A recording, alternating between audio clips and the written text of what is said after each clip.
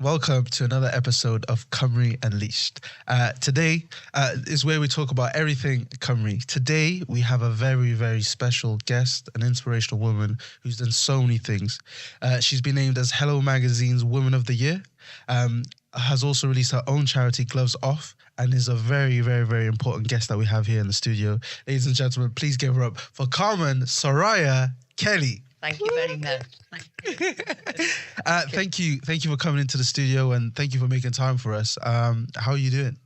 I'm good. I'm very good. Yeah. And I would like to thank you for this opportunity to be able to, for me to come in, and spread the word, basically. No, thank you. And likewise for us, it's important for us to share stories and hopefully inspire people. Like I said in that brief introduction, but we'll go into it more. A very, very inspirational figurehead, just from Wales in general. So we'll talk a little bit more about that. So thank you for coming on. Well, I guess what we will start with is your charity. Is Gloves Are Off? On. Right? Gloves are on. You take the gloves off and the game's over. Okay. So the gloves are on. Okay, nice. Yeah. Do you want to talk us a little bit about that and kind of how that came about? Yeah, so 7 years ago, I was diagnosed with breast cancer. As a result of that, I set up a campaign called The Gloves Are On. And from there, set the charity up, and it just went from strength to strength, like all over, people from Dubai, Ireland, Spain. So, honestly, I had so much support for it. Yeah. Really, really blessed. I read that a lot of your stuff kind of came about with your work with young people. Yeah. And that kind of influenced you a lot with your charity. Yeah. So how has that impacted your charity now, and how is that going now? Yeah, so for me, I've always worked with young people anyway. So my degree is in youth work. Oh. So it's just something I've always been passionate about, helping young people to get to where they want to be. And I think for me, having the cancer, without having cancer, I wouldn't be able to do what I'm doing now, because I work with some of the most amazing young people, who are just fighting to be heard, really, and I think from my point of view, if it wasn't for the likes of Uzo, Jane Hurt, people like that, Marcia Gittins, who's Black Police Association, she's the chair of that. Without these people, I couldn't do what I'm doing. That's beautiful. And you said something earlier just then about voices being heard. Like, how important is that for these young people? I know we talked a little bit off air, but how important is that for young people and just people alike to be heard in our current system? Well, they're not, and this is the problem. I've worked in youth work, like I said, for years and years and years, and we want young people to be heard. That's right. They need to have a voice, but they're having lots of voices, but they're not being heard. Yeah, there's so many meetings, there's so many tick box exercises, we need to work with the real kids and not handpick these young people to go and be on these boards or something like that. Let's work with the real young people that need to be part of these groups as well. That's amazing. And 100%. I mean, what can we do to support that, to make sure that the right people are being heard? I think more people need to come together, and it is people, I would say, that in high-ranking positions that can make these decisions need to come together as well, because you can sit and you can meet with 10, 20, 30 people. You can sit around the table like we do. But if the person that is around that table can't make decisions about whatever the project is or whatever, what's the point of them being there? We have to have people who can make decisions on board with whatever is the project or initiative is, to say, do you know what? We will stand shoulder to shoulder with you, and we will fight for these kids to give them opportunities, because too many kids are going down the wrong road because they have no opportunities. You have such an amazing passion and zest for life. Like, I I feel like this. I feel like listening to you, I'm so inspired. Where does this passion come from? It comes from my upbringing because, you know, I had a horrendous upbringing, you know, but I wouldn't change a day of my upbringing because my dad was notorious. He ran the doors in Barry. You know, there was a lot of drugs and alcohol and the police being called all the time, you know, but it's made me the person I am. I'm not a victim. It's made me stronger. And I sit with so many young people and, you know, what they go through and when they come out the other side and they're the most amazing young people, but they haven't had the right support. You know, in my charity, I don't get paid for what I do. I don't get paid. You know, I'm the founder of the charity. So everything I do is a voluntary basis for my charity, you know, but these young people that we work with, we need more organisations like mine to work. You know, I compliment what's already out there, but we need more people to do that. More, you know, and it's so frustrating for me because it is so much about tick box exercises, you know, and we need to put the young people first, and that's what we need to be doing. That's amazing.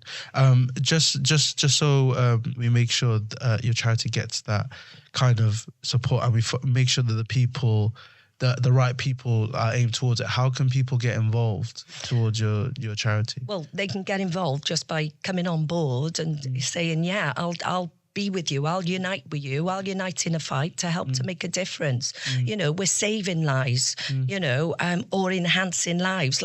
That's what the charity does. You know, we do so much. We've got so many different projects, you know. But without the likes of Jane Hutt, Uzo Mbawi, Marcia Gittins, you know, I couldn't do what I'm doing. You know, I remember when I first started, when the charity first started, it was World Cancer Day. So I contacted members of Parliament then down the Senedd, and there was supposed to be a few of the MPs said, we'll, you know, meet you down there or whatever. It was only Jane Hutt that turned up for World Cancer Day, you know, and it's because I'm not a big charity. I'm not a big name, you know, so, but I'm not going to shut up. I'm going to keep fighting for these kids. So I don't care. You come with me and you take this on or you don't, because I'm not going to stop. I am not going to stop until the day I die fighting for these kids that need it, because I was lucky. I had my Nan and Gramp. Without my Nan and Gramp, I wouldn't be sat here today. They were so amazing. You know, I'd have this life in the week and then go to my Nan's on the weekend. You know, when I had epilepsy as well, you know, I was mixed race, I had all this going on, you know. But for me, I just think, my God, if it wasn't for my Nan and Gramp, I wouldn't be here now. You know, and she believed in me. And that's what these young people need. They need people to believe in them and to give them opportunities to say, yeah, we will come with you. We will fight for you. You know, it's just... Sorry. Yeah. No. That's amazing. That's beautiful, and it brings me perfectly to my next question. Is, you know, you talked a lot of the things about your upbringing and saying how it made you the person you are, and what it also made you is I want to get this right. Hello Magazine's Mother of the Year. Yeah, 100%. But that deserves a round of applause. Actually, that deserves a huge round of applause. How was that? How did that? Oh, it was amazing. And things like that, they do raise the profile a bit. And just now, May it was, again, through Jane Hutt, I was invited to the Palace. So, you know, to a garden party. That, like, little old me from Barry, what's occurring, you know, it's like going to the Palace, you know, to the King's Garden Party. But for me, that was amazing for these kids. You know, like, I go into the schools or the youth clubs, and it's like these kids, they're like, oh, Soraya, you know, are you the management? No, I'm the volunteer, you know, because I'm very, very lucky. I'm blessed. I've been with my husband 30 years. We've worked so hard to get where we are. You know, we got 2 very successful businesses. You know, I live a lovely, lovely life. And without him and our businesses, I wouldn't be able to do what I'm doing on a voluntary basis anyway. You know, so I just feel that we need these kids to have more opportunities, and more people need to come together and say, oh, it's not a tick box. What can I get out of this? I'll go with that, but what can I actually get out of it? No, let's see what these kids can get out of it. They need more organisations and individuals to come together to fight for these kids, for their futures. Simple as that. 100%. That's beautifully put. Obviously, like you said before, you're a mother of 4. One of your kids, your daughters actually, is in the Wales team. Soraya Kelly. She was actually named in the UEFA Nations League squad for this year. Yeah. And just how was that moment? Sophia is so inspirational. So she's a twin. Solomon, he's amazing as well. But she's played football with the boys since she was 5. Yeah. That's amazing. So she was playing on her brother's team since she was 5. She was an outfielder. And she went to play with the girls' team then, and she was told to stop scoring goals, right? So she went back to the boys. Then she went through the pathway of the FAW. She had to withdraw when I had cancer because it was difficult with the treatment and getting her back and forth. So lucky enough, she had another opportunity then. So she went back there. But Sophia had a horrendous time for being a footballer. She was bullied really badly, left out, didn't go to parties, anything like that. And I think she is so inspiring. She comes into schools, she does grassroots things. For her to get to where she is not given up. Yeah. She was on, there was a documentary for the BBC and they won some award, a BAFTA as well. And also the BBC put her into a cartoon character as well. So it's used in primary schools, to inspire the next generation. Yeah, I did see she was nominated for Bro Radio's Young Person of the Year as well. Yeah. So it's amazing. And she won it. Yeah. And oh, wow. last year she was Child of Wales for leadership, and she is so inspiring.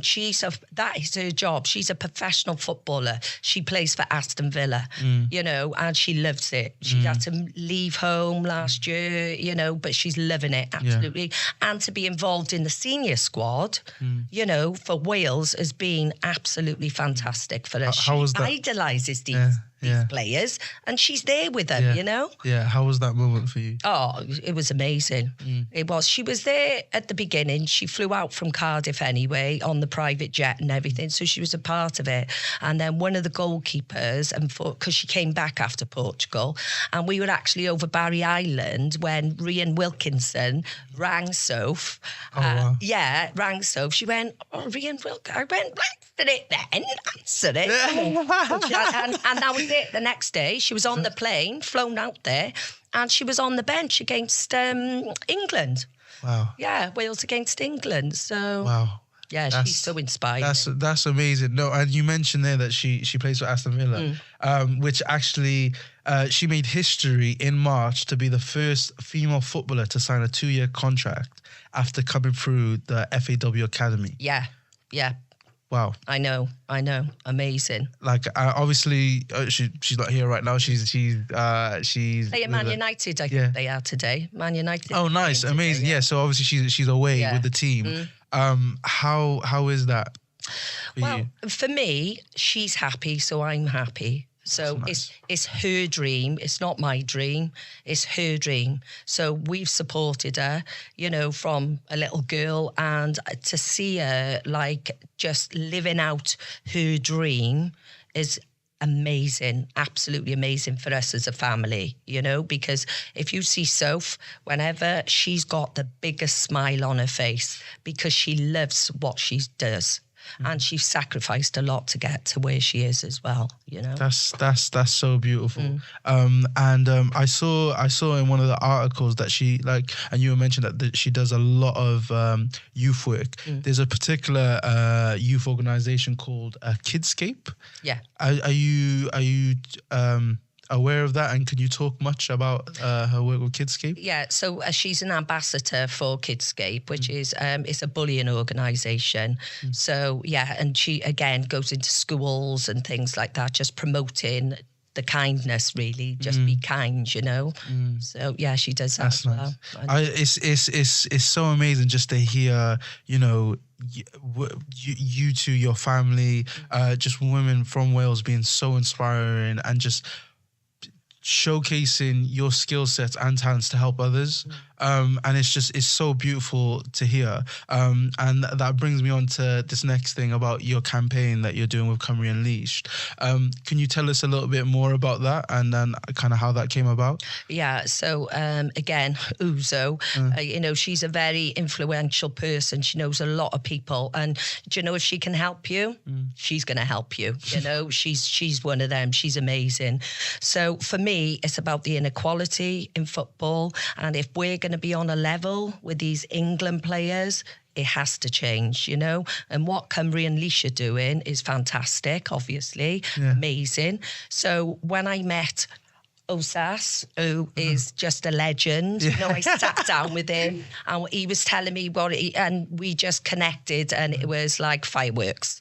He's like, yeah, we'll do this, we'll do that. And I just thought, he is so amazing because he's helping to make so much more of a difference. But it's people like him that are going to get it to where it needs to be, you know? And that's what I'm saying. We need to come together. So we got exciting things. We're going to get MPs on board and lots of meetings planned. And we want equal playing fields, really. That's what we want for our girls. That's amazing. You know, in Wales. Yeah. And is there anything that people can do at home or to support? Yeah, well, there will be a petition going out anyway, so it will go live probably next week sometime. So anybody at home, you know, if they would sign it, it would be amazing because we just want to get this over the line, basically, you know.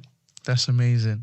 Carmen, it's been an absolute pleasure, and genuinely from the bottom of my heart, thank you for sharing your story and helping so many other people, boys and girls alike. Yeah, from us at Cymru Unleashed, just a big thank you, and we'll be supporting you every step of the way. Thank you very much. Yeah, so thank you for coming on. Thank you for the opportunity. Thanks so much.